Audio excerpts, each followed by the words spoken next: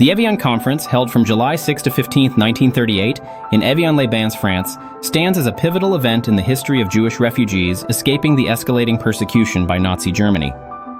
Triggered by the rising number of Jewish refugees seeking asylum in various countries, the conference aimed to gather international support and commitments for their resettlement. Initiated by U.S. President Franklin D. Roosevelt, the conference convened representatives from 32 countries, including the United States, Britain, France, and several Latin American nations, alongside officials from 24 voluntary organizations such as the Hebrew Immigrant Aid Society and the American Jewish Joint Distribution Committee. The motivation behind Roosevelt's initiative was largely humanitarian, reflecting concerns over the treatment of Jews in Nazi Germany.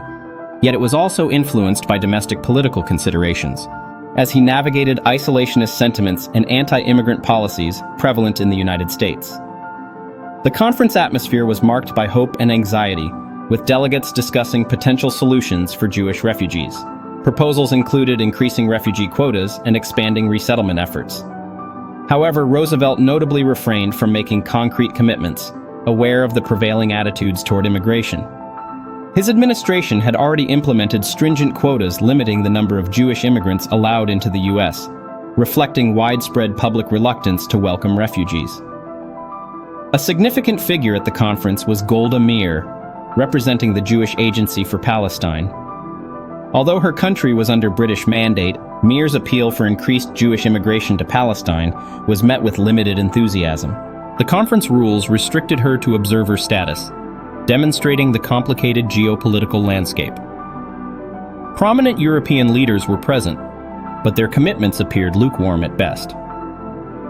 Despite the urgency of the refugee crisis, many nations were reluctant to alter their immigration policies.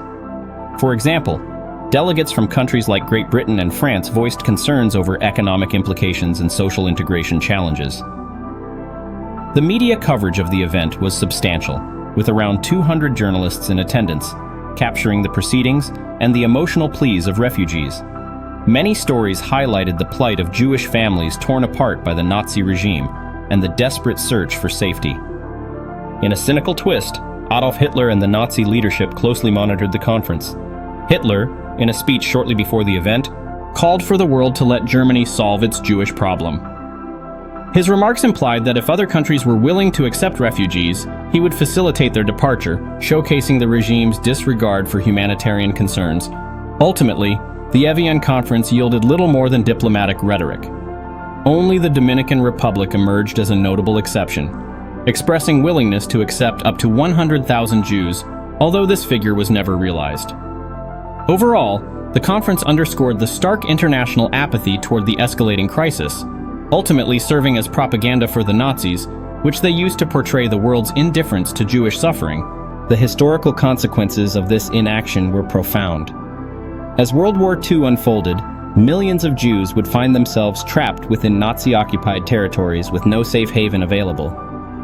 The Evian Conference thus symbolizes not just a missed opportunity for collective action, but also a chilling reminder of the consequences of inaction in the face of human rights violations, setting a tragic precedent for the atrocities to come during the Holocaust.